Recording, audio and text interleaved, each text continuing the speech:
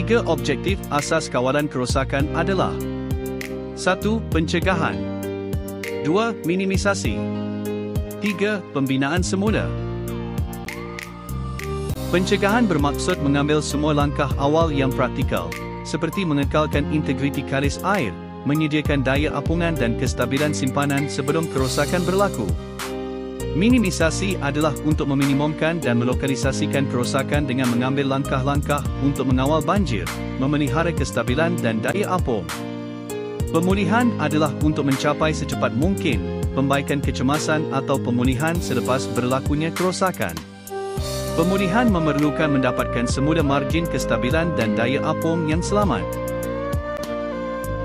Tugas utama organisasi kawalan kerosakan adalah untuk mengawal kerosakan. Objektif kawalan kerosakan dicapai dengan mengambil tindakan yang perlu untuk melakukan perkara berikut: menjaga kestabilan kapal, menjaga integriti kalis air, daya apung, menjaga pemisahan yang berkesan bagi sistem-sistem penting, mencegah, mengasingkan, memerangi, memadamkan dan menghapuskan kesan kebakaran, mengesan, mengehatkan dan menghapuskan kesan nuklear, biologi dan garis miring atau serangan kimia.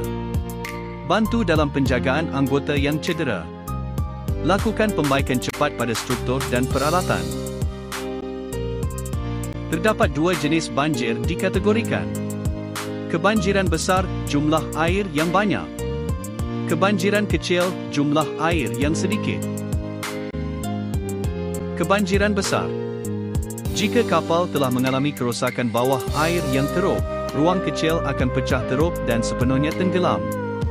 Pisahkan ruang untuk membolehkan tumpuan pada ruang yang boleh dibaiki bagi mengelakkan banjir berterusan. Kebanjiran besar merujuk kepada sebuah kompartmen yang dipenuhi sepenuhnya dari dik hingga ke siling. Kebanjiran besar tidak mempunyai kesan lain selain menambah berat pada pusat grafiti kapal. Kebanjiran kecil. Kompartmen yang hanya sebahagiannya dibanjiri kerana dinding pemisah luar mereka mengandungi lubang kecil, retakan, rivet longgar, jahitan yang rosak, atau lubang serpihan, membenarkan banjir progresif berlaku. Jika tiada tindakan diambil terhadap lubang-lubang ini, kapal akan kehilangan daya apung dan kestabilan sengit atau pemangkasan. Kebanjiran kecil merujuk kepada keadaan di mana sebuah kompartmen yang utuh tidak sepenuhnya dibanjiri. Sebuah kompartmen utuh bermaksud dek di mana air berada dan dinding pemisah yang mengelilinginya kekal kalis air. Jika dinding kapal kekal utuh, air tidak akan mengalir masuk atau keluar dari kompartmen yang tenggelam ketika kapal bergoyang.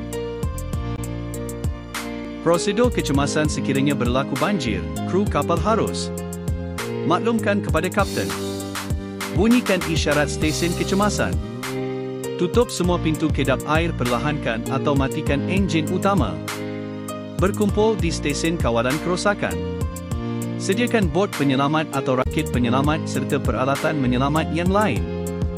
Maklumkan kepada kapal berdekatan atau pihak berkuasa laut yang berdekatan atau melakukan distress signal fizikal _radio DLL komunikasi yang sesuai. Sekian, terima kasih. Like, share dan subscribe.